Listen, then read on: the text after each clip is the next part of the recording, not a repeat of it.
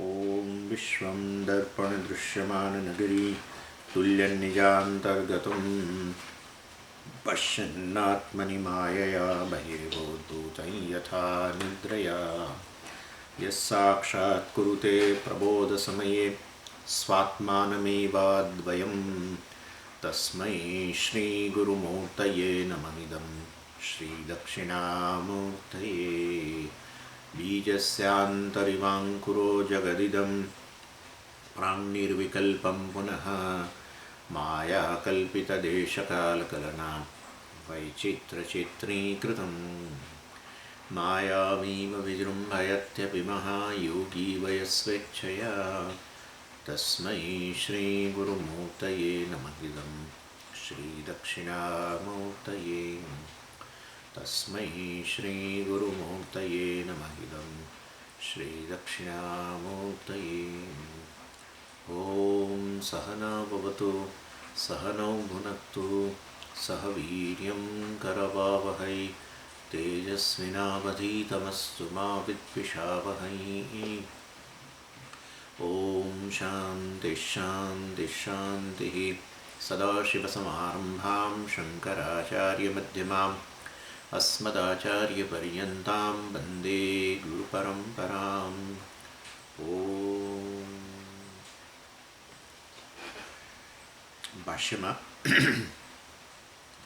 न हि एकं वस्तु परमार्थतः कर्तृत्वादिविशेषवत् तत्शून्यं च इति उभयथा द्रष्टुं शक्यते। अवश्यं हि अन्यतरं मिथ्या स्यात् अन्यतरस्य च मिथ्यात्व प्रसंगे युक्तं यत् स्वाभाविक अज्ञान विषयस्य द्वैतस्य मिथ्यात्वं यत्र हि द्वैतमिव भवति मृत्योस्य मृत्युमाप्नोति अथ यत्र अन्यत् पश्यति तदल्पम् अन्योः असौ अन्योऽहमस्मि इति न स वेद उदरमन्तरं कुरुते अथ तस्य भयं भवति इत्यादि श्रुतिशतेभ्यः। એટલે મુખ્ય ચર્ચા શરૂ થયેલી ભાષ્યકારે ચર્ચા શરૂ કરેલી આગળના ભાષ્યના વાક્યમાં છે વિરોધાચ્ચ વિદ્યાકર્મણો સમુચ્ચય અનુપપત્તિ પ્રવિલ્નકર્તાદિ કારક વિશેષ તત્વ વિષયા હિ વિદ્યા તદ વિપરીત કારક સાધ્યેન કર્મણા વિરુદ્ધ્યતે। એટલે આ જ્ઞાન અને કર્મનો આપણે બધું જોઈ રહ્યા છીએ। આ મોક્ષ જે છે એનું સ્વરૂપ શું છે? મોક્ષ આત્મજ્ઞાનથી પ્રાપ્ત થાય, અજ્ઞાનની નિવૃત્તિ વગેરે થાય ત્યારે જ્ઞાનથી મોક્ષ પ્રાપ્ત થાય અને એની સાથે અન્ય કોઈ સાધનની અપેક્ષા રાખવામાં આવતી નથી, કર્મ વગેરેની કોઈ અપેક્ષા નથી મોક્ષની પ્રાપ્તિ માટે। એ વસ્તુની ચર્ચા ભાષ્યકાર કરી રહ્યા છે અહીંયા અને એમાં કહે છે કે જ્ઞાન અને કર્મનો વિદ્યાકર્મણો સમુચ્ચય અનુપપત્તિ જ્ઞાન અને કર્મનો સમુચ્ચય એ શક્ય નથી અને એના માટે કહે છે કે આ જ્ઞાન જે છે પ્રવિલીન કર્ત્રાદિ કારક વિશેષ તત્વ વિષયા હિ વિદ્યા, જેમાં બ્રહ્મવિદ્યા એવી છે જેમાં સર્વકારકોનું મર્દન થઈ જાય છે, અર્થાત સર્વકારકો મિથ્યા છે। એટલે કર્તા કર્મ કરણ કર્મ સંપ્રદાન અર્થાત પ્રયોજન અપાદાન વગેરે અને અધિકરણ આ બધા જે કારકો જે છે સર્વકારકો મિથ્યા છે, એ બધા વિશેષો મિથ્યા છે અને માટે વાસ્તવની અંદર જ્ઞાન અને કર્મની અંદર આ બધા વિશેષોની આવશ્યકતા છે। કરતા વગર કર્મ જ શક્ય નથી। કર્મ ક્યાં રહેલું છે? કર્મનું અધિષ્ઠાન શું છે? કર્મનો આધાર કર્તા છે અને કર્મ એટલે ક્રિયા કરીએ તો એનું ધ્યેય રહેલું છે, એ કર્મ માટેના સાધનો છે, કર્મ કોઈ અધિકરણમાં રહીને થાય છે। એટલે માટે કહેવાનો આશય છે કર્મ અને વિદ્યાની અંદર આ સર્વ કર્મ કારકોનું ઉપમર્દન થઈ જાય છે અને માટે વાસ્તવની અંદર આ બંનેનો સમુચ્ચય જે છે એ શક્ય જ નથી અને એ રીતે અહીંયા બતાવવામાં આવે છે। અને પછી કહ્યું નહીં એકમ વસ્તુ પરમાર્થતા, જે આપણે હમણાં ભાષ્ય વાંચ્યું એક વસ્તુ એક એટલે વાસ્તવમાં આ બ્રહ્મ એકમ વસ્તુ એટલે આ બ્રહ્મ જે છે જે એક અદ્વિતીય છે, એ આ કર્તૃત્વ વગેરે વિશેષવાળું ન હોઈ શકે। તત્શૂન્ય च इति उभयथा द्रष्टुं न शक्यते। अर्थात वास्तव में એટલે એની અંદર આ બધા કારકો રહેલા હોય માટે સવિશેષ હોય, અને કારકો વગરનું નિર્વિશેષ પણ હોય એવું કદી શક્ય ન હોય. અને માટે અવશ્ય મન્યતર મિથ્યા સ્યાત. માટે આ સવિશેષ અને નિર્વિશેષ, સવિશેષ એટલે આ બધા કર્તા વગેરે અર્થાત બ્રહ્મ કર્તા પણ હોય અને અન્ય બીજા વિશેષો પણ હોય. અને માટે કર્મ વગેરેથી એને પ્રાપ્ત કરી શકાય એવું નથી. અને બ્રહ્મને તમે શાસ્ત્રની અંદર નિર્વિશેષ બતાવવામાં આવ્યું, એક જ અદ્વિતીય બતાવવામાં આવ્યું. અને માટે વાસ્તવની અંદર માંથી બંને સાથે હોય શક્ય નથી, સવિશેષ અને નિર્વિશેષ. પછી તમે જાણો છો કે એ વખતે ચર્ચા કરેલી, પૂર્વપક્ષને ઊભો કરવામાં આવ્યો. પૂર્વપક્ષીએ કહ્યું કે સવિશેષ વસ્તુ જ હોય, નિર્વિશેષ વસ્તુ હોય જ નહીં. નિર્વિશેષ વસ્તુનું કદી જ્ઞાન જ ન થાય. તમને જે વસ્તુનું જ્ઞાન થાય છે બધું વિશેષોવાળું છે. તમને કોઈ મનુષ્યનું જ્ઞાન થાય, તમને કોઈ વસ્તુનું જ્ઞાન થાય, કશી પણ વસ્તુનું જ્ઞાન થાય તો વિશેષતા વગર કેવી રીતે જ્ઞાન થાય? અને માટે તમે આ નિર્વિશેષ બ્રહ્મ બોલો છો બધું, પણ આવું કોઈ નિર્વિશેષ બ્રહ્મ હોઈ શકે જ નહીં. વસ્તુ સવિશેષ જ હોય તો જ એનું જ્ઞાન થઈ શકે. અને આપણે કહ્યું કે ના ભાઈ એ બધી વસ્તુ, એ તમારી વાત ખોટી છે. નિર્વિશેષ વસ્તુને જ પ્રતિપાદન થઈ શકે, સવિશેષ વસ્તુનું પ્રતિપાદન જ નથી થતું. સવિશેષ વસ્તુનું વિશ્લેષણ કરવા જાઓ ને તો ગૂંચવાડો જ છે, બીજો કશું જ નથી. એટલે વાસ્તવમાં સવિશેષ વસ્તુ પ્રોબ્લેમ જ છે. સવિશેષ વસ્તુ હંમેશા અથવા એનું વિશ્લેષણ કરો ને એનો તાગ નથી મળતો એ બતાવે છે મિથ્યા છે. અને પછી આપણે ઉદાહરણ આપ્યું, ઘડો સવિશેષ છે કે નિર્વિશેષ બોલો. એટલે કે સવિશેષ જ હોય ને, તમને જ્ઞાન થાય છે કે નહીં ઘડાનું? હા સાહેબ. કેવી રીતે જ્ઞાન થાય છે? તે કે એમાં ઘટત્વ રહેલું છે માટે તો તમે એને ઘડો કહો. તમે એને કેમ પેન નથી કહેતા?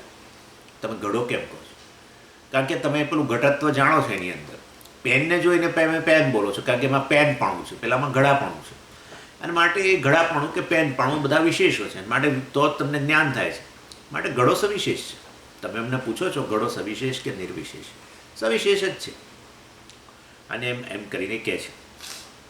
આપણે કહીએ છીએ ભાઈ વાસ્તવની અંદર આ જે ઘડો જે છે એની તમે વ્યાખ્યા કરો.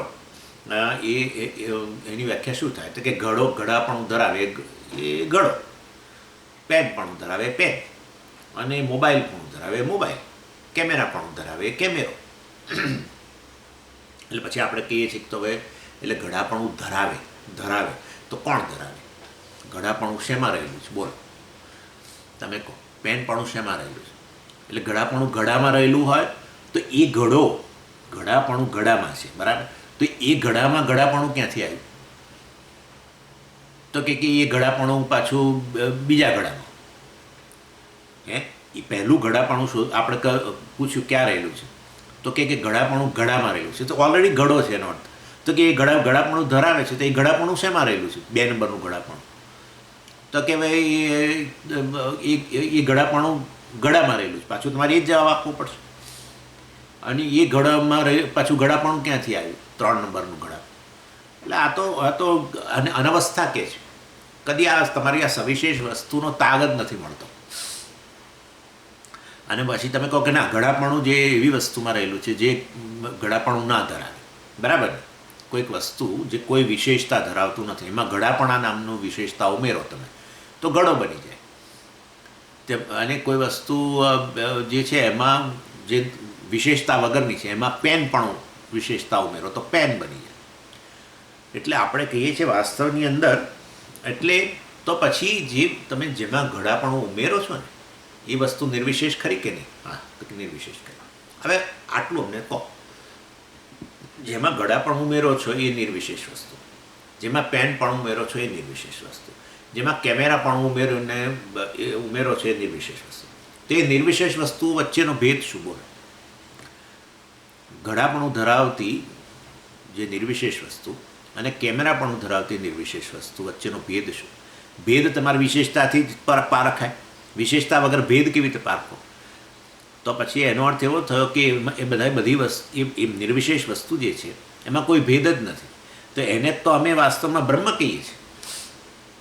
એટલે એ નિર્વિશેષ બ્રહ્મ જે છે જેના પર જ વાસ્તવની અંદર આ ઘડાપણાનો વગેરેનો અધ્યારોપ થાય છે. એક જ વસ્તુ ઉપર ઘડાપણાનો અધ્યારોપ ન થતો અને વાસ્તવિક રીતે ઘડાપણું અંદર હોય તો પછી એ જ વસ્તુ બીજી નિર્વિશેષ વસ્તુ એ જ નિર્વિશેષ વસ્તુ બીજા વિશેષનું અધિષ્ઠાન કેવી રીતે બની શકે?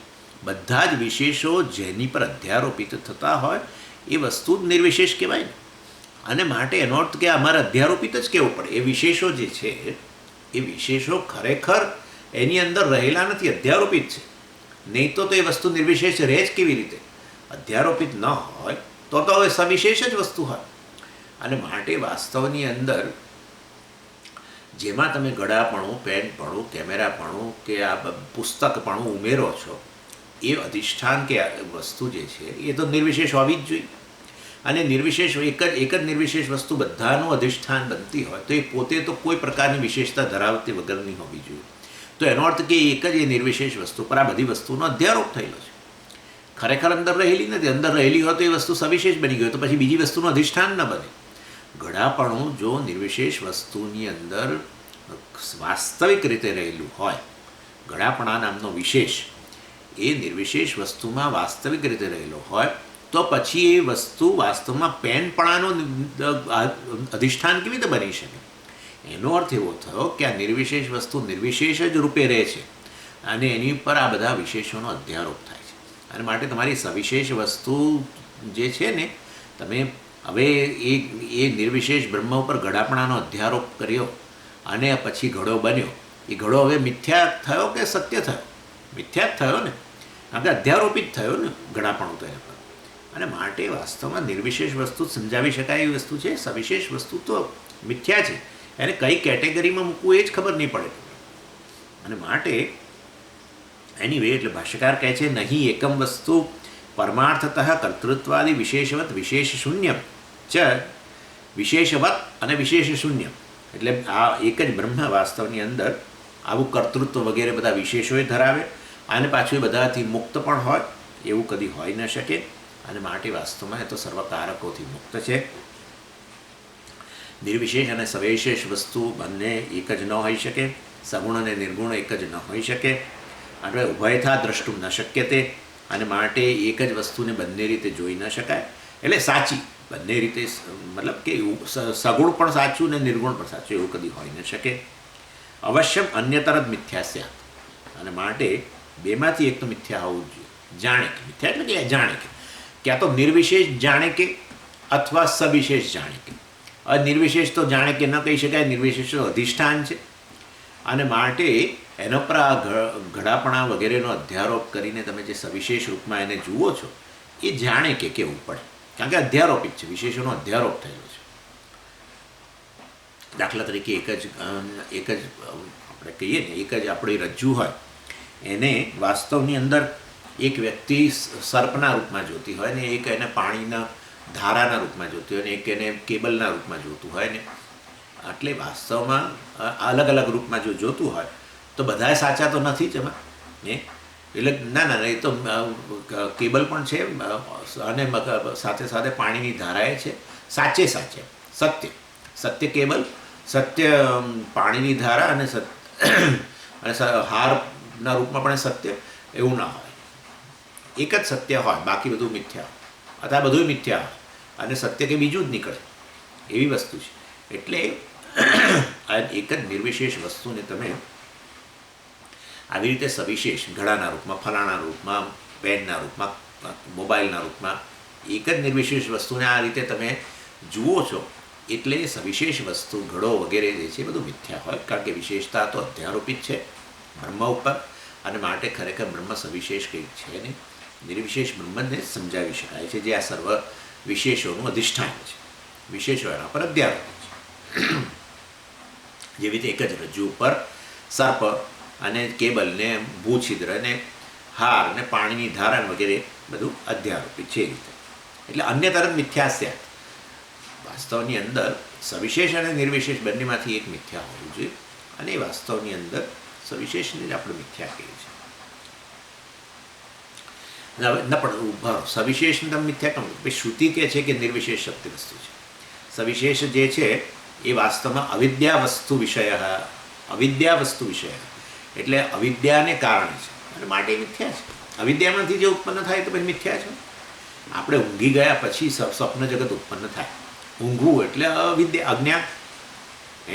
તો વાસ્તવમાં અજ્ઞાનમાંથી ઉત્પન્ન થયેલી વસ્તુ છે. આખું જગત તમે ઉત્પન્ન કરો છો, સ્વપ્ન જગત. તો શું સ્વપ્ન જગત સત્ય છે? મિથ્યા છે. એવી રીતે વાસ્તવમાં રજ્જુના અજ્ઞાનમાંથી આ ઉત્પન્ન થયેલું હોય સર્પ વગેરે બધું, તે બધું સાચા કેવી રીતે હોય? સર્પ અને કેબલ ને બધું મિથ્યા છે. એવી ને એવી રીતે વાસ્તવમાં આ શાસ્ત્ર કહે છે કે તમે આ બધું જગતને જે સવિશેષ માનો છો અને સત્ય માનો છો એ ખોટું છે. વાસ્તવમાં ખરેખર મિથ્યા છે. નિર્વિશેષ વસ્તુ, નિર્વિશેષ બ્રહ્મ જે છે એ જ સત્ય છે.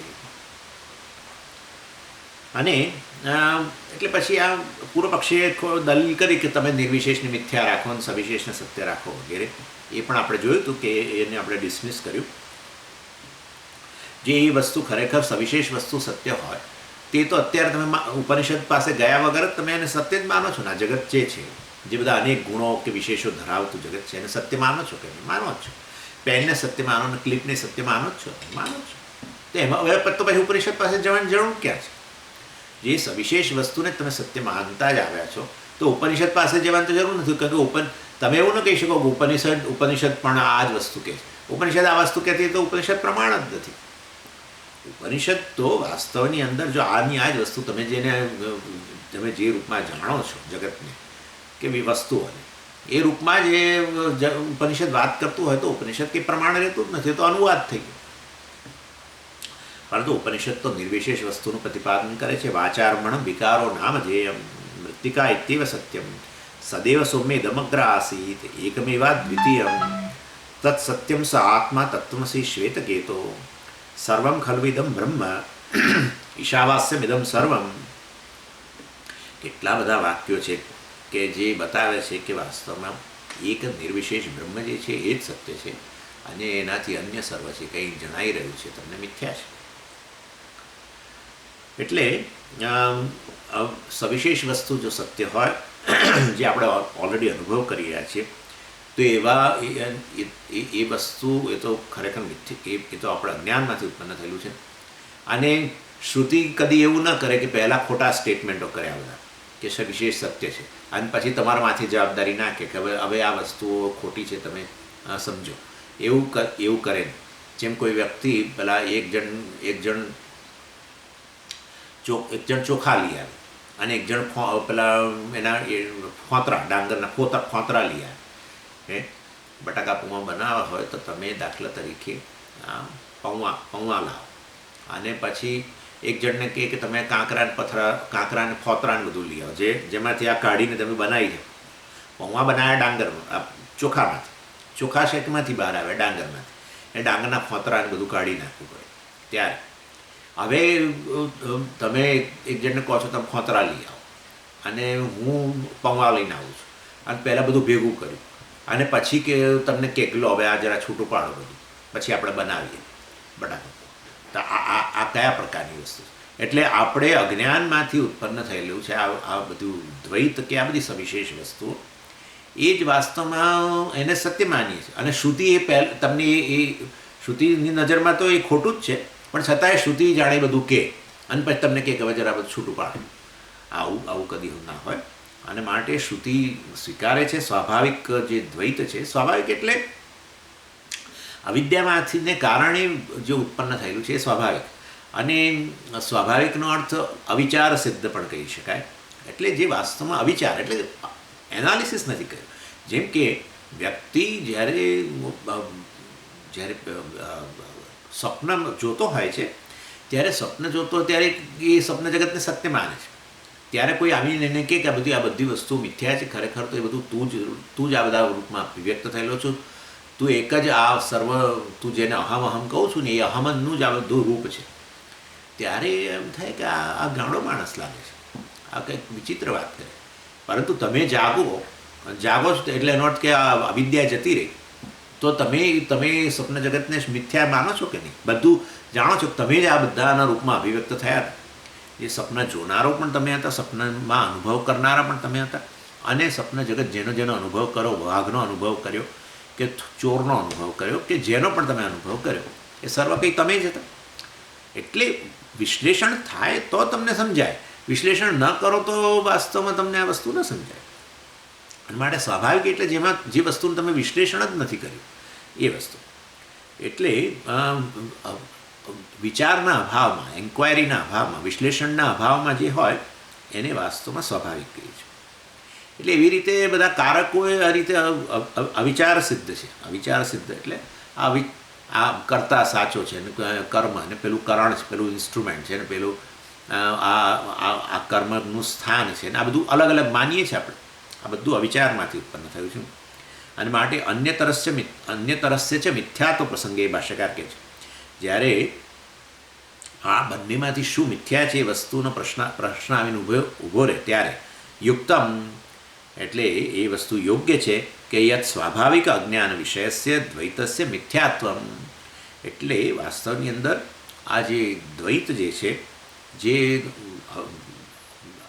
અવિચારમાંથી ઉત્પન્ન થયેલું છે, જન્મ્યા ત્યારથી દ્વૈત સત્ય છે એવું લઈને જ જન્મ્યા છે. હું જુદો, તમે જુદા, હું જુદો, જગત જુદું, હું જુદો, ઈશ્વર જુદો, આ બધું આ પ્રકારનું દ્વૈતને સત્ય માનેલું છે.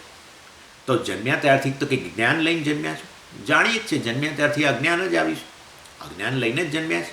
તો પછી અજ્ઞાનમાંથી જે આ દ્વૈત દ્રષ્ટિ જે છે એને સત્ય માનેલી છે. અને માટે એ વાસ્તવમાં અજ્ઞાનમાંથી જે ઉત્પન્ન થયેલું દ્વૈત છે એ મિથ્યા છે. જે અજ્ઞાનમાંથી ઉત્પન્ન થાય મિથ્યા જ હોય ને. રજ્જુના અજ્ઞાનમાંથી ઉત્પન્ન થયેલો સર્પ સાચો કેવી રીતે હોય? તો ખતરનાક વસ્તુ છે. અજ્ઞાનમાંથી કોઈ વસ્તુ ઉત્પન્ન થાય ને સત્ય હોય તો મુશ્કેલી. ઘરમાં રજ્જુ હોય ને એનું એ આપણને ખબર ન હોય, અને રજ્જુના અજ્ઞાનને કારણે સાચો સાપ કોબરા બની જાય તો મુશ્કેલી થઈ જાય. એટલે એનીવે, એટલે કહેવાનો આશય છે કે આ વાસ્તવમાં અજ્ઞાનનો જે વિષય જે છે એ વાસ્તવમાં મિથ્યા છે, અને એટલે કે દ્વૈત મિથ્યા છે. અને માટે પછી શાસ્ત્ર પ્રમાણ સાથે આ જે દ્વૈત જે છે, જે સબ્જેક્ટ ઓબ્જેક્ટના રૂપમાં, કર્તા અને કર્મના રૂપમાં, કે પ્રમાતા પ્રમેયના રૂપમાં, વિષય ને વિષયના રૂપમાં જે આ બધું જે ભેદ જણાય છે એ વાસ્તવની અંદર મિથ્યા છે. કારણ કે વાસ્તવમાં એક જ અદ્વૈત વસ્તુ ઉપર સર્વનો અધ્યારોપ છે. જેવી રીતે એક જ જાગ્રત પુરુષ ઉપર અજ્ઞાનને કારણે આખા દ્વૈત પ્રપંચ, સ્વપ્ન દ્વૈત પ્રપંચ કેટલું બધું જુઓ છો, અને એમાં તમે તમારી જાતને જુઓ છો, તમે અનુભવ કરો છો પાછો સ્વપ્ન જગતમાં અનેક વસ્તુઓને. ભેળપુરીએ ખાવ છો અને ઘડી એકમાં કોઈ ચોર સાથે ભેટો થઈ જાય છે, બધું દ્વૈત જ છે આખું. અને એમાં કેટલો ભય ને વગેરે ઉત્પન્ન થાય છે, સફરિંગ કેટલું બધું છે. એટલે કહેવાનો આશય છે એક જ જેવી રીતે એક જ જાગ્રત પુરુષ ઉપર આ સર્વનો કેવો અધ્યારોપ થાય છે અવિદ્યાને કારણે, એવી રીતે એક જ બ્રહ્મ ઉપર વાસ્તવમાં આ સર્વ દ્વૈત પ્રપંચનો અધ્યારોપ થાય છે. શેને કારણે? અજ્ઞાનને કારણે. બ્રહ્મના અજ્ઞાનને કે આત્માના અજ્ઞાનને કારણે સર્વનો થાય છે અધ્યારોપ. એટલે એ દ્વૈતનો અમે સ્વીકાર કરીએ છીએ, પરંતુ અમે બાધિત સત્યમ એટલે જે વાસ્તવમાં સદ અસદભ્યામ અનિર્વચનીય, જેને તમે હવે આ જગત જે છે, આ દ્વૈત જે છે એ નથી એવું ન કહી શકાય અને છે એવું ન કહી શકાય. બરાબર? તમે સ્વપ્ન જગત જે છે એ નથી એવું કહેશો, કારણ કે અનુભવ તો કેવો થયો અનુભવ, એ જે પરસેવો છૂટ્યો વિભાગને જોઈને એ સ્વપ્નની અંદર, એ સાચો હતો કે નહીં? સાચો જ હતો ને. અને ચીસ પાડીને ઊભા થઈ ગયા, એ ભય સાચો જ હતો. એટલે એ ભય ત્યાં રહેલો હતો એવું તો નથી, ભય તો સાચો જ નીકળ્યો. તમે જોયું ખરું, ઊભા થઈ ગયા એકદમ ચીસ પાડીને, સ્વપ્નમાંથી બહાર આવ્યા, જોયું કે પરસેવો વળી ગયો હતો. એટલે વાસ્તવમાં કહેવાનો આશય એવો છે કે સ્વપ્નનો અનુભવ નથી થયો એવું ન કહેવાય, આ બધું ઉત્પન્ન થયું જ છે. અને સ્વપ્ન સાચું છે એવું ન કહેવાય, કારણ કે જાગ્યા ત્યારે કશું જ નથી મળતું. મેં તો મારા ઘરમાં ચોર જોયો હતો, અને જાગ્યો ત્યારે જોયું કશુંય નથી. જે રૂમમાં ચોર જોયો હતો એ રૂમમાં જઈને જોયું કશુંય નથી. એટલે આવી વસ્તુ છે. અને માટે નથી એવું ન કહેવાય, છે એવું ન કહેવાય. અને માટે વાસ્તવમાં એવી રીતે આ સમગ્ર દ્વૈત પ્રપંચ જે છે એ વાસ્તવમાં મિથ્યા છે, અને મિથ્યા કહેવાય. જે સાચું છે એમ પણ ન કહેવાય, તદ્દન નથી શૂન્ય છે એવું પણ ન કહેવાય. એને જ આપણે મિથ્યા કહીએ છીએ, અથવા એને જ વ્યવહારિક કહીએ છીએ. એટલે જ આ જગત વ્યવહારિક જ છે, વ્યવહાર થાય છે ને જગત સાથે.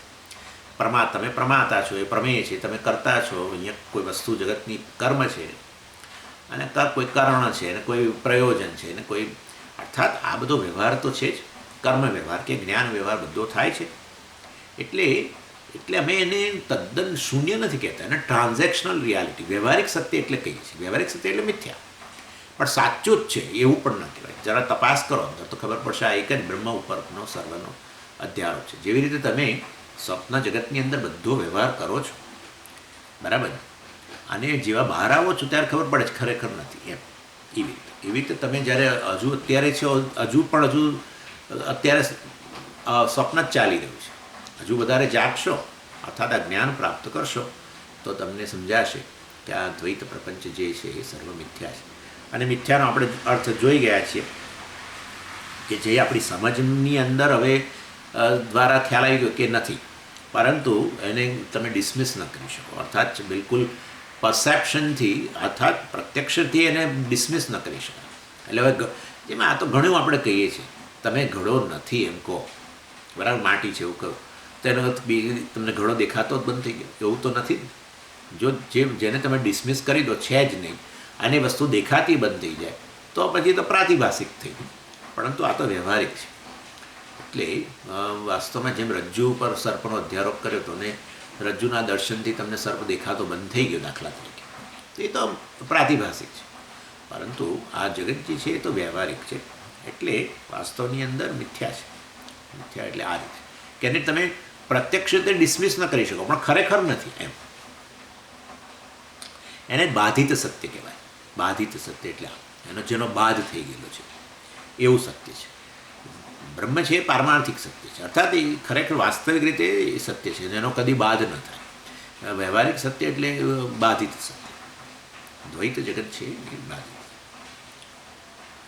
અને માટે જે શ્રુતિથી પ્રતિપાદિત છે એ વસ્તુ વાસ્તવમાં સત્ય છે, બ્રહ્મ સત્ય છે. અને જે સ્વાભાવિક છે, અજ્ઞાન વગેરેમાંથી ઉત્પન્ન થયેલું છે, જેના પર કદી વિચાર કરેલું નથી એવું દ્વૈત વગેરે છે, મિથ્યા છે. અને વાસ્તવમાં સાચું કહીએ તો દ્વૈત સિદ્ધ જ થઈ શકતું નથી. એક જ વસ્તુને તમે ખરેખર વાસ્તવમાં એના વિશે વાત કરી શકો છો અને એને સમજાવી શકો અને એ છો એ વસ્તુ વાસ્તવમાં એ છે નિર્વિશેષ વસ્તુ. નિર્વિશેષ અર્થાત વાસ્તવમાં નિર્વિશેષ વસ્તુને સમજાવી શકો છો કે આ સમગ્ર જગત જે છે એ છેવટે સત્યની દૃષ્ટિએ નિર્વિશેષ જ છે અને એ વસ્તુ તમે સમજી પણ શકો છો. આ સવિશેષ વસ્તુને તો સમજાય એવું જ નથી. મિથ્યા વસ્તુ કદી સમજી ન શકાય, એટલે તો આપણે એને કહીએ છીએ એને કઈ કેટેગરીમાં મૂકવું એ ખબર નથી, એને સાચું ગણવું કે ખોટું ગણવું. જેમ કે આ સ્વપ્ન જગત જે છે એને કઈ રીતે સમજાવવું? નથી એમ પણ નથી કહેવાતું, છે પણ નથી કહેવાતું. અને માટે ખરેખર વાસ્તવમાં એ સર્વ મિથ્યા જગતનો અનુભવ થતો હોવા છતાં એ કેવળ સ્વપ્ન જગતની વાત કરું છું. સ્વપ્ન જગત જે મિથ્યા છે એનો અનુભવ થતો હોવા છતાં પણ એ છેવટે એક જ વસ્તુ છે અને એ છે જાગ્રત પુરુષ, જેના અજ્ઞાનમાંથી આ બધું ઉત્પન્ન થયેલું છે. એ રીતે જ અમે સમજાવી શકો છો. અર્થાત આ સર્વ વસ્તુ જે છે સ્વપ્ન જગતની અંદર સ્વપ્નનો કાળ, સ્વપ્નનો દેશ અને સ્વપ્નના પદાર્થો અને પેલો સ્વપ્ન પુરુષ જે આ બધું અનુભવ કરે એ બધું છેવટે એ બધું એક જ વસ્તુ ઉપર અધ્યારોપિત છે અને એ છે જાગૃત પુરુષ, એમ આપણે કહીએ છીએ. અને એ રીતે નિર્વિશેષ વસ્તુ એટલે કે આ જાગ્રત પુરુષ જે છે એ આ જાણે કે આ સ્વપ્ન જગતની સરખામણીમાં નિર્વિશેષ કહેવાય. આ બધા વિશેષો સ્વપ્નના બધા વિશેષોથી જે મુક્ત છે એને આ રીતે આપણે સમજાવી શકીએ. એટલે આ રીતે આપણે નિર્વિશેષ વસ્તુ જેને કમ્યુનિકેટ કરી શકીએ છીએ, નિર્વિશેષ વસ્તુનું જ્ઞાન પ્રાપ્ત કરી શકીએ છીએ. શબ્દોનો અર્થાત આ ટીચિંગ વગેરે, ઉપદેશ વગેરે દ્વારા એને સમજાવી પણ શકીએ છીએ. અને એ વસ્તુ વાસ્તવમાં તમે સમજી પણ શકો છો. હા, જો કદાચ આમ કહું કે આ છેવટે નિર્વિશેષ વસ્તુ પર અધ્યારોપિત છે, આ ક્લિપ એ નિર્વિશેષ વસ્તુ પર ક્લિપનો અધ્યારોપ થયેલો છે, તો કદાચ તમે માનો ન માનો ચાલો, પણ આ નિર્વિશેષ વસ્તુ બ્રહ્મ તો તમે છો. તો પછી હવે તમે તમારા માટે સમજનો વિષય છો કે નહીં? અમારા તો તમે એક ચૈતન્ય છો, તમે ચૈતન્ય છો, શુદ્ધ ચૈતન્ય છો, એ તો તમારા પોતાના જ જ્ઞાનનો વિષય બને છે. અને માટે વાસ્તવની અંદર નિર્વિશેષ વસ્તુનું જ્ઞાન પ્રાપ્ત કરી શકાય છે, કમ્યુનિકેટ કરી શકાય છે, સવિશેષ વસ્તુને સમજાવી શકાય નહીં. અને આવું તો કેટલી વસ્તુઓ છે જેને વાસ્તવમાં આપણે કેટલી બધી વસ્તુઓ છે જેને કમ્યુનિકેટ નથી કરી શકાતું. અને વાસ્તવમાં એટલે નિર્વિશેષ વસ્તુ સિવાય બીજી બધી વસ્તુઓ છે એને કશાને કમ્યુનિકેટ નથી કરી શકાતું. અને એમાં દાખલા તરીકે આપણી બધી જે લાગણીઓ છે ને એ લાગણીઓ વિશે પણ તમે કશું વર્ણન ન કરી શકો. દાખલા તરીકે આ પ્રેમ જે છે, લવ વગેરે જે છે, તમે કોઈ કહે કે હું તમને બહુ પ્રેમ કરું છું, એટલે એ વાસ્તવની અંદર કેવી રીતે વર્ણન કરશો? એટલે મતલબ એ પ્રેમની કોઈ વ્યાખ્યા ન કરી શકાય વાસ્તવમાં. અને એવી રીતે દ્વેષની પણ વ્યાખ્યા ન થઈ શકે. અને જેમ કે ને સ્વામીજી કે ગળપણની વ્યાખ્યા ન થાય. ગળ્યું છે, દાખલા તરીકે કહું કે આ ગુલાબજાંબુ ગળ્યા છે, બરાબર છે, પણ ગળ્યા છે એટલે શું? એટલે શું? તો તમારે ખાલી એવું જ કહેવું પડે ભાઈ તમે અનુભવ કરો, જુઓ બીજું શું કહીએ. પછી એટલે તમે તો કહો શેરડી જેવું, પણ ખરેખર શેરડીનું ગળપણને આ ગળપણમાં ફેર હોય પાછું, અને ખાંડની ગળપણને પેલાની ગળપણમાં ફેર હોય. આવી મતલબ અનેક વસ્તુઓ ગળી હોય, કેરીએ ગળી હોય ને, પરંતુ વાસ્તવમાં બધાના ગળપણમાં ભેદ હોય છે. અને એ ભેદે સમજાવી ન શકાય ને ગળપણની વ્યાખ્યા ન થઈ શકાય ને પ્રેમની વ્યાખ્યા ન થાય ને, અર્થાત બધી લાગણીઓ છે એની વ્યાખ્યા નથી થતી. એટલે વાસ્તવમાં ઘણું એવું છે કે જેની વ્યાખ્યા નથી થઈ શકતી, માટે સવિશેષ વસ્તુની પણ વ્યાખ્યા આવી રીતે નથી થઈ શકતી. અને પછી ભાષ્યકાર ઘણા બધા શ્રુતિમાંથી, ઉપનિષદમાંથી બધા કોટેશન રજૂ કરે છે બતાવવા માટે કે સવિશેષ વસ્તુ મિથ્યા છે, નિર્વિશેષ સત્ય છે. આ શ્રુતિ વગર આમાં શું છે કે આ આર્ગ્યુમેન્ટ કરનાર વ્યક્તિ જે છે ને, કે જે કહે છે કે સવિશેષ વસ્તુનું જ વર્ણન થઈ શકે ને એને જ સમજાવી શકાય ને નિર્વિશેષ વસ્તુને કદી સમજાવી ન શકાય, એનું જ્ઞાન પ્રાપ્ત ન થઈ શકે, એનો ઉપદેશ ન થઈ શકે વગેરે વગેરે. એટલે આપણે અહીંયા બતાવીએ છીએ કે જુઓ ઉપનિષદના વાક્યો નિર્વિશેષ વસ્તુનું જ વર્ણન કરે છે, અને એ શબ્દો દ્વારા નિર્વિશેષ વસ્તુનું વર્ણન કરીને જ્ઞાન આપે છે. અને સવિશેષ વસ્તુ જે છે એ વાસ્તવમાં મિથ્યા છે. એટલે શ્રુતિનો આધાર લઈને કોઈ સાથે આર્ગ્યુમેન્ટ કરવાનો. આપણે અંદરો આર્ગ્યુમેન્ટ કરીએ ત્યારે તો આપણને કંઈ બહુ ચિંતા નથી હોતી, પણ આ બધા જે છે ને વૈદિક લોકો હોય છે, જે પૂર્વપક્ષીઓ હોય છે એ વૈદિક હોય છે. એટલે વેદનો આધાર લઈને જો કહીએ તો પછી માને. એટલે આપણે અહીંયા ઉપનિષદના વાક્યો કોટ કરીને એને સમજાવીએ છીએ. શું કહીએ છીએ જુઓ, પહેલું વાક્ય છે યત્ર હિ દ્વૈતમ ઇવ ભવતી. આ બૃહદારણ્યક ઉપનિષદ જે શુક્લાયજુર્વેદનું છે એમાં રહેલું વાક્ય છે. ઇવ એટલે શું? જાણે કે. યત્ર હિ દ્વૈતમ ઇવ ભવતી એટલે જાણે કે દ્વૈત રહેલું છે. જાણે કે દ્વૈત રહેલું, જાણે કે એટલે શું? ખરેખર નથી. જાણે કે બુદ્ધિમાન છે, આ વ્યક્તિ જાણે કે બુદ્ધિમાન છે, ઇઝ એઝ ધો ઇન્ટેલિજન્ટ એમ કહીએ. એનો અર્થ શું? નથી એમ.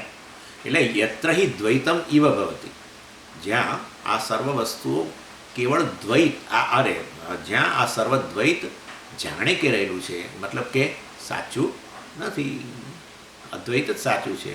એટલે આ એક નિર્વિશેષ વસ્તુ ઉપર આ બધા સવિશેષ સગુણનો કે આ દ્વૈતનો અધ્યારોપ થયેલો છે.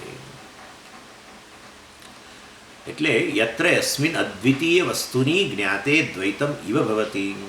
જ્યારે યત્ર યસ્મિન એટલે જ્યારે આ અદ્વિતીય વસ્તુની, જ્યારે તમને યત્રનો અર્થ આ કર્યો, યસ્મિન અદ્વિતીય વસ્તુની જ્ઞાતે, જ્યારે તમે આ અદ્વિતીય વસ્તુ નિર્વિશેષ બ્રહ્મ જે છે, જે અદ્વિતીય છે, એ વાસ્તવમાં દ્વિતીયપણું ત્યારે જ આવે જ્યારે તમને કશી વિશેષતા દેખાય. નહીં તો કેવી રીતે ખબર પડે?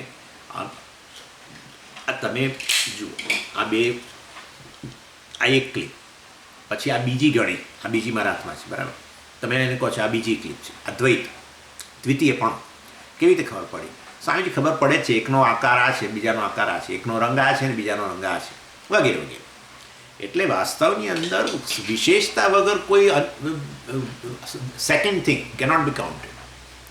વિશેષતા વગર બે તમે કહો મારી પાસે 2 કેરી છે, તો 2 કેવી રીતે નક્કી કરી? એટલે પણ બંને કેરી જ છે તો એક જ કહો ને, ના 2 કેરી છે, કારણ કે એક કેરીનો શેપ છે જુદો, બીજી કેરીનો બીજો શેપ છે, અને વળી કલર કાં તો જુદા હોય, ઘણીવાર સુગંધ પણ જુદી હોય, વગેરે વગેરે. અર્થાત વિશેષતા વગર દ્વિતીય વસ્તુની ગણતરી જ ન થાય. એટલે આપણે કહી રહ્યા છીએ વાસ્તવમાં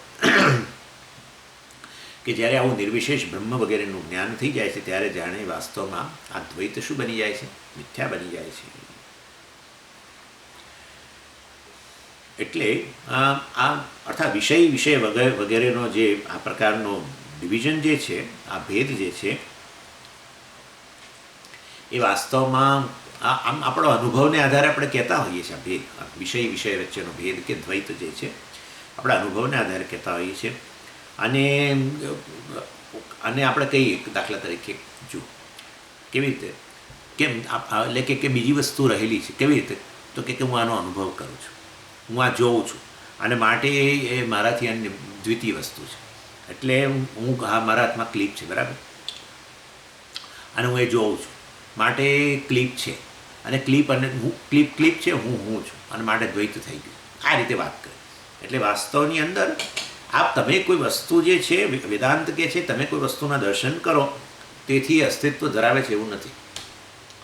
એટલે તમે ક્લિપ, દાખલે ઘડો હતા, તમે ઘડાને જોયો તો માટે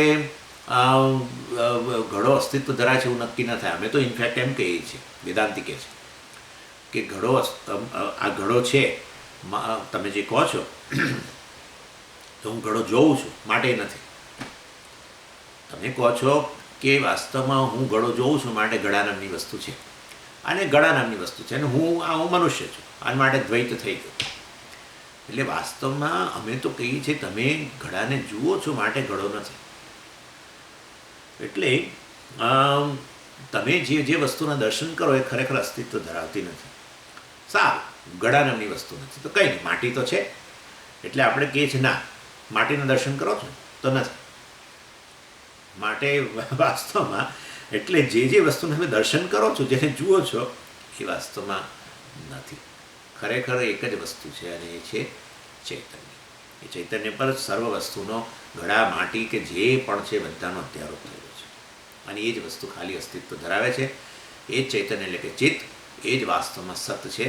એનાથી અન્ય કશી વસ્તુઓ વાસ્તવિક રીતે નથી. કારણ કે એ તો તમે સેવું વિશ્લેષણ કરો એની સાથે ઘડો જતો રહે છે, અને તમે હવે બીજો શબ્દ બોલો, માટી બોલો. માટીનું હમણાં વિશ્લેષણ કરીને તમે માટીને કાઢી નાખશો, અને તમે કહેશો અણુઓ છે, પરમાણુઓ છે, કે કણ છે, અને પછી અણુઓ છે, પરમાણુ છે. પણ આ બધું બોલો છો ત્યારે વાસ્તવમાં કણ છે ને કણ ભાસે છે, કે માટી છે ને ભાસે છે, ઘડો છે ને ભાસે, જે છે ને ભાસવા પણ આને તમે દૂર નથી કરી શકતા. માટે એ જ વાસ્તવમાં સત્ય વસ્તુ છે, જેનો તમે બાદ ન કરી શકો. ભલે તમે કહો, એટલે જ અમે તમને કહીએ છીએ છે ને ભાસવું, એના દર્શન નથી થતા. એટલે નથી થતા માટે નથી એવું નથી, વાસ્તવમાં ખરેખર એ જ અધિષ્ઠાન છે. અને એ જ એટલે એ ચૈતન્ય જ વાસ્તવમાં અસ્તિત્વ ધરાવે છે. એટલે આ જોનારો, તમે કહો છો કે હું ઘડો જોઉં છું, અમે એટલે કહીએ છીએ જે તમે જુઓ છો એ વસ્તુ ખરેખર નથી. હવે તમને કહીએ, જુઓ, આ જે જોનારો જે છે, અને જોવાની વસ્તુ જે છે, અને એ જોવાની ક્રિયા, પ્રોસેસ, દર્શન, બરાબર. આ દર્શનનો વિષય ક્લિપ, હું દર્શન કરનારો, અને દર્શન વૃત્તિ મનમાં થાય, એ બધી જ વસ્તુઓ છેવટે એક જ ચૈતન્ય છે. અને માટે એટલે તમે જે આર્ગ્યુમેન્ટ કરો છો કે હું જોઉં છું માટે એ છે વસ્તુ, એ સાચી નથી. એવું તો તમે હજારો વસ્તુઓ જુઓ છો, અને કદાચ આ વસ્તુ તમને જરા એબ્સ્ટ્રેક્ટ લાગતી હોય તો અમે તમને બીજું બતાવીએ. તમે જે વસ્તુના દર્શન કરો છો ખરેખર નથી, એના માટે અમે તમને બીજું ઉદાહરણ આપીએ. તમે એમ તો ભૂરું આકાશ જુઓ છો, તો ક્યાં છે ભૂરું આકાશ? નથી. એટલે માટે જે તમે દર્શન કરો છો એ છે એવું ન કહો. એટલે ઘડા જોઉં છું માટે ઘડો છે, અને માટે દ્વૈત થઈ ગયું. કારણ કે હું જોનારો ને એ જોવાનો વિષય ને, અને માટે દ્વૈત થઈ ગયું. પણ ઘડો છે કે નહીં એ તો તપાસ કરો પહેલાં. અને એના માટે તમને અમે ઉદાહરણ આપીએ છીએ. શું? ભૂરું આકાશ છે, બોલો. એટલે વાસ્તવની, અને તમે પેલા રાત્રે તારાઓ જુઓ છો, નાના નાના એકદમ ટમકતા, શું કહીએ આપણે, ટમટમ થતા, હા, ટમટમ થતા તારા. તો શું એ ટમટમ થાય છે? કશું ટમટમ થતા નથી. એ તો મોટા એટલા મોટા સૂર્ય કરતાં મોટા પ્રકાશિત પદાર્થો છે બધા. એનીવે, એટલે વાસ્તવમાં આવા નાના નાના તારાઓ જે ટમટમ થાય એનું દર્શન તમે કરો છો, તેથી એ છે એવું તમે ન કહી શકો. અને દિવસે તારાના દર્શન નથી થતા, માટે નથી એવું તમે ન કહી શકો. હા, જેનું દર્શન થાય છે એ તો નથી જ. અમે તો કહીએ છીએ જેના દર્શન નથી થતા એ નથી એવું ન કહી શકો. માટે અહીંયા પેલું અસ્થિભાતિના તમને દર્શન નથી થતા અને માટે વાસ્તવમાં એ નથી એવું ન કહી શકાય. અસ્થિભાતિ તો આધાર છે. અસ્થિ વગર આ વસ્તુ રહેવાની જ ક્યાં છે? એટલે અને બીજું પણ ઉદાહરણ આપી શકે, સ્વપ્ન વગેરે જે છે એની અંદર તમે ઘણું બધું જુઓ છો પણ ખરેખર છે બોલો. એટલે માટે જે જુઓ છો એ સત્ય છે એવું તમે ન કહી શકો. ઇનફેક્ટ અમે કહીએ છીએ કે તમે જે જેના દર્શન કરો છો એ વાસ્તવમાં આ દર્શન કરનારો, દર્શનનો વિષય અને દર્શન જે છે એના કરતાં સ્વતંત્ર નથી. એટલે વાસ્તવની અંદર જે તમે દર્શન કરો છો એ તમે જેના દર્શન કરો છો વાસ્તવની અંદર એ ત્રણ વસ્તુઓ અથવા જે દર્શન કરો છો, દર્શનનો વિષય, દર્શન અને દર્શન કરનારો, એ એક જ સત્ય વસ્તુ ઉપર એ ત્રણેયનો અધ્યારોપ થયેલો છે. અને માટે વાસ્તવની અંદર એ વસ્તુના દર્શન નથી થતા એવું તમે ન કહી શકો.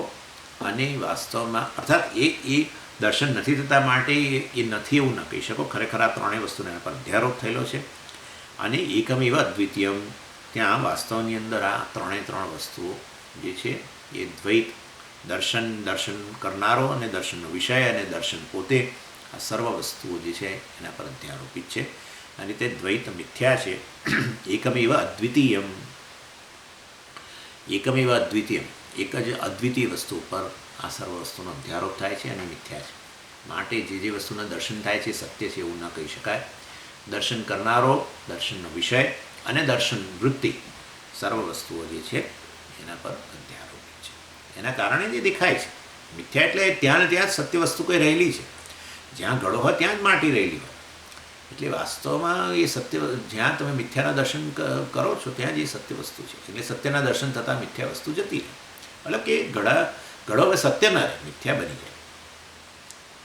પછી કૃષ્ણ યજુર્વેદનું આ કઠોપનિષદ છે એમાંથી પણ વાક્ય કોટ કરે છે ભાષ્યકાર, મૃત્યુસ્ય મૃત્યુમાં આપનોતી ય નાના ઇવ પશ્યતી.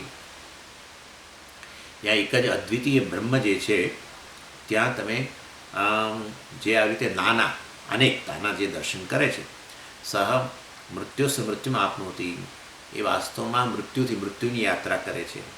શાસ્ત્ર જો જન્મથી જન્મની વાત કરતું હોત ને તો વાસ્તવમાં બધાને થોડું આમ જરા ગમત, કારણ કે આ મૃત્યુની વાત આવે ને ત્યાં કોઈને ગમતું નથી. હા, એટલે એ કોઈ પણ વ્યક્તિ મૃત્યુને સારી રીતે ન સ્વીકારે. અને એ તો બહુ સ્વાભાવિક વસ્તુ છે. મૃત્યુ એટલે આપણને એમ થાય કે આપણા અસ્તિત્વનો બાદ થઈ ગયો. માટે શા માટે સ્વીકારીએ? ન સ્વીકારીએ.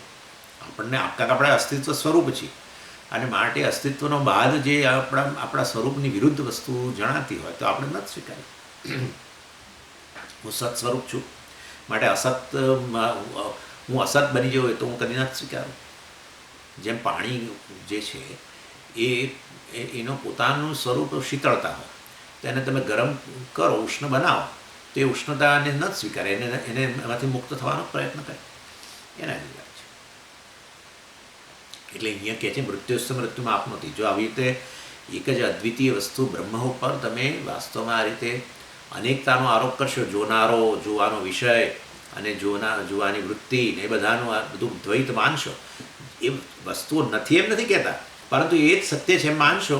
હું આ ક્લિપના દર્શન કરું છું માટે ક્લિપ સત્ય છે ને હું એનો જોનારો એનાથી ભિન્ન છું, આવી રીતે દ્વૈતને પણ સાચું માનશો તો તમે આ એક મૃત્યુથી બીજા મૃત્યુ તરફ જઈ રહ્યા છો.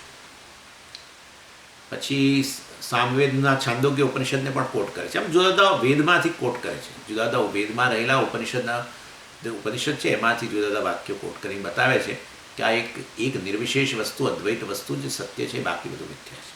સવિશેષતા વગેરે મિથ્યા છે, દ્વૈત મિથ્યા છે. અથ યત્ર યસ્મિન અદ્વૈ વસ્તુની અવિદ્યા અન્યસન અન્ય પશ્યતિ તદલ્પમ. એટલે આપણે વાક્ય મુખ્યત્વે હતું સામવેદનું આ છાંદોગ્ય ઉપનિષદનું વાક્ય, અથ યત્ર અન્યત પશ્યતિ તદલ્પમ. આ ભૂમ વિદ્યામાં છે. અથ યત્ર યત્ર એટલે શું? યસ્મિન અદ્વયે વસ્તુની અવિદ્યયા અન્ય સન અન્યત પશ્યતિ તદલ્પમ. છે એક જ વસ્તુ બ્રહ્મ જે છે ત્યાં આ રીતે પોતાને અન્યથી જોવો, ખરેખર એક જ વસ્તુ પર પોતાને જોનારો, અન્યને જોવાનો વિષય, પોતાના કરતાં અન્ય માનવું જોવાના વિષયો વગેરેને, એ વાસ્તવમાં એ બહુ અલ્પ વસ્તુના દર્શન કરી રહ્યો છે.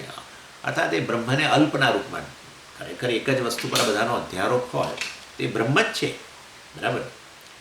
જે વસ્તુનો અધ્યારોપ થયો હોય જેના ઉપર, એ વસ્તુ એ જ હોય ને. દાખલા તરીકે આપણે કહીએ છીએ ઘડાનો માટી પર અધ્યારોપ થયો, તો ઘડો શું છે? માટી જ છે. એટલે વાસ્તવમાં એક જ બ્રહ્મ ઉપર આ બધા જ વસ્તુનો અધ્યારોપ થયેલો હોય, તે બધી વસ્તુ બ્રહ્મ જ છે, પરંતુ તમે એને અલ્પના રૂપમાં જુઓ છો, કારણ કે તમે અન્ય છો જોનારાની, એ જોવાની વસ્તુ અન્ય છે એમ કહો છો. એટલે તમારાથી અન્ય બની હોય તો એ અલ્પ જ બની ગઈ. એટલે વાસ્તવની અંદર તો તમે એ વસ્તુ કે બ્રહ્મને અલ્પના રૂપમાં જોયા છે. બ્રહ્મ વાસ્તવમાં સર્વવ્યાપી છે. એનો અર્થ કે તમે ખરેખર બ્રહ્મને જાણતા નથી. તમને મર્યાદા જ લાગે. તમે કોઈ વસ્તુને તમારાથી અન્ય માનો ને એટલે તમે પોતે મર્યાદિત થઈ ગયા. સ્વાભાવિક છે. તમારાથી અન્ય કોઈ વસ્તુને માની, મારાથી અન્ય જગત મારાથી અન્ય છે એમ કહ્યું તો તમે તમારા વિશેનો ખ્યાલ કેવો? અત્યંત અલ્પ. અને પછી એમાંથી છૂટવા માટેનો પ્રયત્ન કરીએ આપણે આખો દિવસ. આ આપણી બધી પ્રવૃત્તિ દ્વારા આટલું મોટા બનવાનો પ્રયત્ન કરીએ. મોટા જ છીએ પણ જાણતા નથી. અને આ દ્વૈતને સત્ય માન્યું છે. અને દ્વૈત એટલે વાસ્તવમાં મર્યાદા. દ્વૈત એટલે શું? એક જુદું બીજું જુદું. તેનો અર્થ કે બંને મર્યાદિત. એનીવે, એટલે આ રીતે કોઈ અન્ય વસ્તુને આપણાથી ભિન્ન માનીએ, સત્ય માનીએ,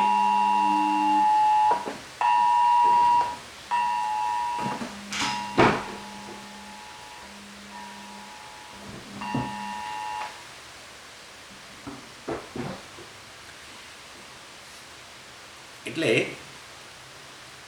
તો વાસ્તવમાં ખરેખર એટલે કહેવાનો આશય છે કે તો એ વસ્તુ ભૂમા રહેતી નથી. ભૂમા એટલે બ્રહ્મ વાસ્તવમાં લિમિટલેસ. એટલે એ સબ્જેક્ટ અને ઓબ્જેક્ટ બંને જે છે વાસ્તવમાં ભૂમા એટલે બંને. અનંત વસ્તુ એટલે શું? બે જ વસ્તુ જગતને આપણે બે વિભાગમાં વહેંચીએ છીએ, સબ્જેક્ટ અને ઓબ્જેક્ટ, વિષય અને વિષય. બે જ વસ્તુ છે. હવે એટલે સર્વનો સમાવેશ કરો તો પછી અનંત બને.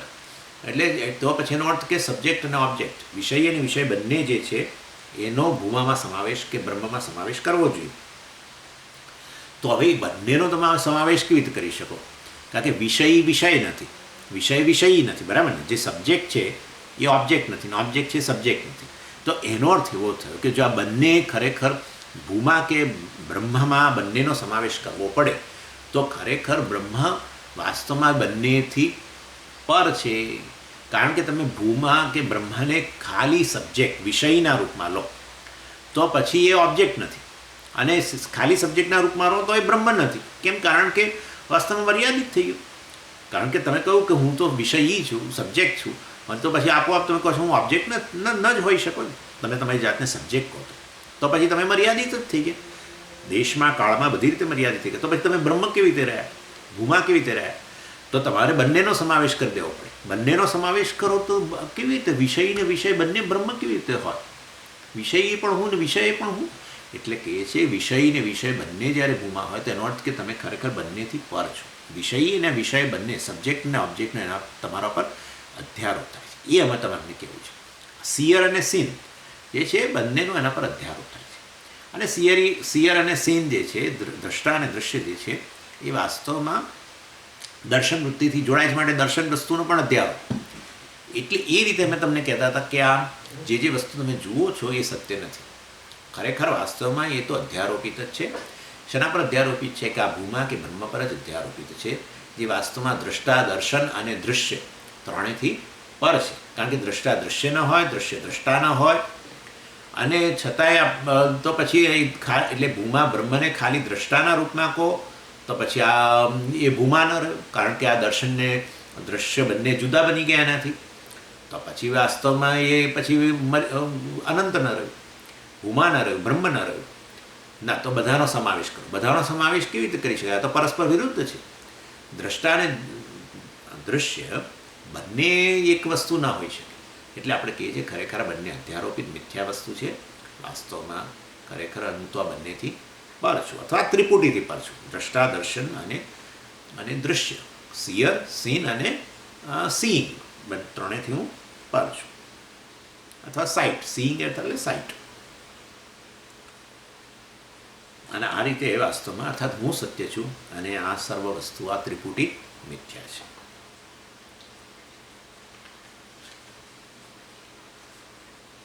નહીં તો અલ્પ બની જાય.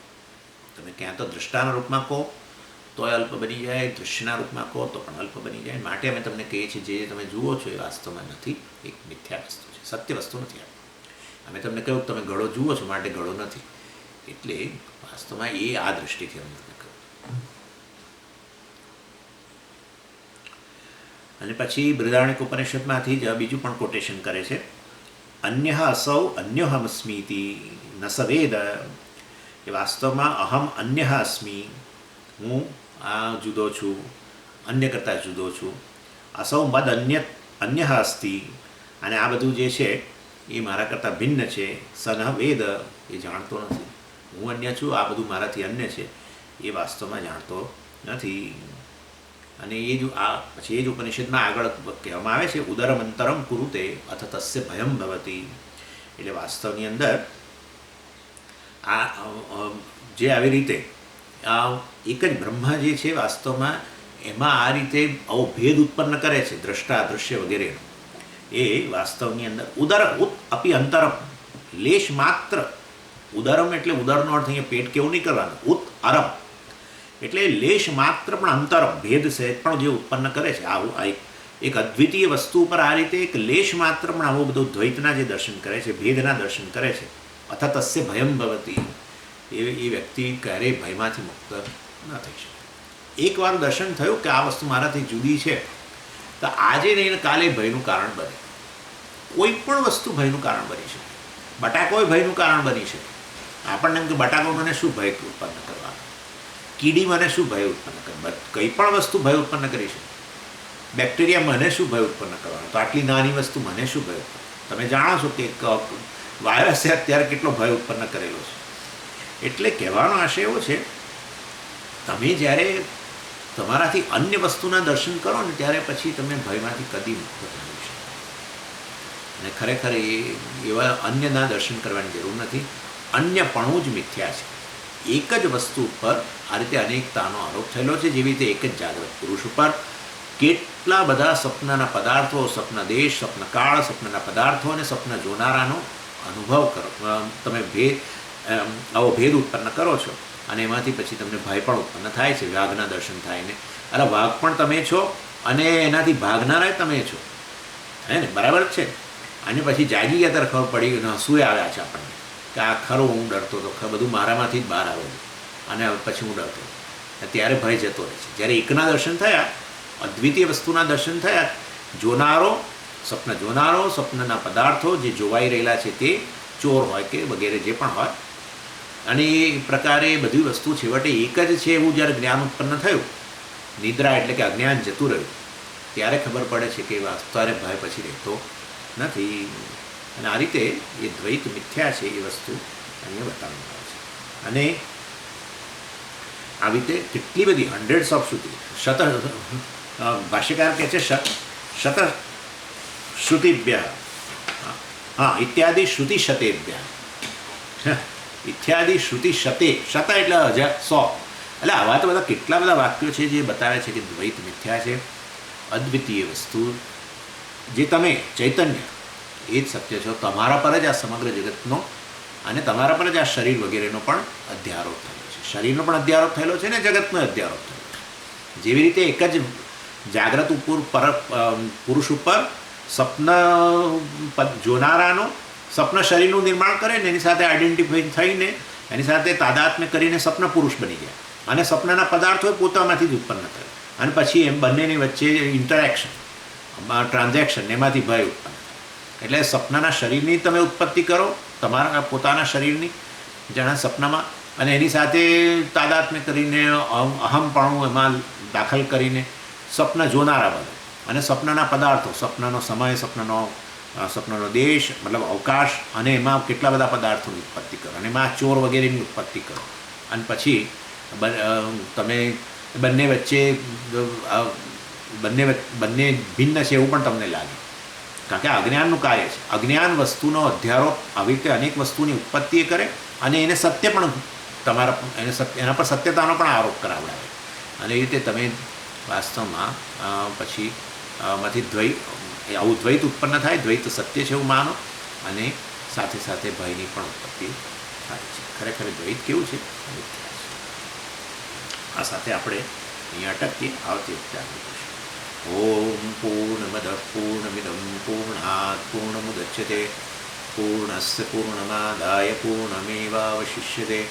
ઓમ શાંતિ શાંતિ શાંતિ. હરિ ઓમ શ્રી ગુરુભ્યો નમઃ. હરિ ઓમ.